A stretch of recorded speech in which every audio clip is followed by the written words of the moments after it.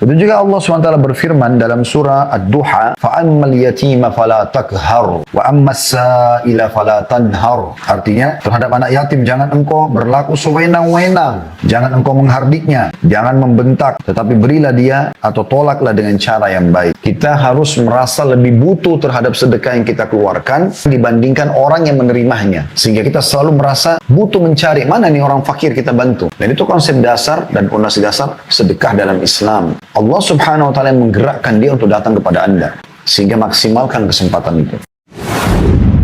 Perhatikan Allah menyebutkan dalam surah Al-Baqarah, bisa dilihat surah nomor 2 ayat 83, di mana Allah Subhanahu wa Ta'ala menyebutkan di potongan ayat di situ, وَقُولُوا لِلنَّاسِ حُسْنًا, dan selalulah mengucapkan kepada manusia perkataan-perkataan yang baik, yang santun, yang ramah. Bahkan Nabi Muhammad SAW pun pada saat beliau marah, masih nampak kesantunannya, masih nampak tutur kata yang baik. Tidak pernah beliau membalas keburukan dengan keburukan. Yang keburukan itu serupa, tapi beliau menyinggung ia. Perintah Allah SWT dalam surah Al-Baqarah ayat 83 ini dasar sekali bagi setiap muslim. وَقُولُوا لِلنَّاسِ حُسْنًا, dan selalu ucapkan kata-kata yang baik, yang santun, yang ramah kepada manusia. Bukan sesama orang beriman saja, semua manusia. A'udzu billahi minasyaitonir rajim. Wa'budullaha wa la tusyriku bihi syai'a. Beribadahlah kepada Allah dan janganlah kamu mempersekutukannya dengan sesuatu apapun.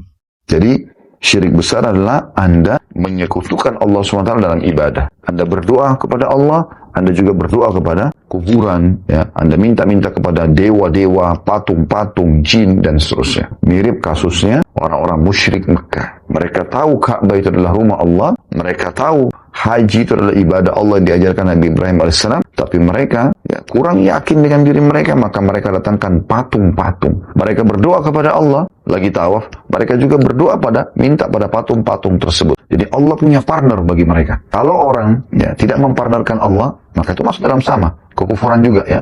Misalnya dia jelas memungkiri Allah Subhanahu wa Ta'ala, maka ini kufur, ya. Allah mengangkat derajat orang yang faham Al-Quran. Dari Umar bin Khattab radhiyallahu anhu, sesungguhnya Nabi SAW bersabda, sesungguhnya Allah akan mengangkat dan meninggikan derajat orang-orang dengan Al-Quran. Bila dia pandai membacanya, bila dia merenunginya, bila dia menghafalnya, bila dia mengamalkan hadis Nabi SAW yang lain, sesungguhnya orang yang mahir dalam membaca Al-Quran, mereka akan sama kedudukannya dengan para malaikat yang paling patuh.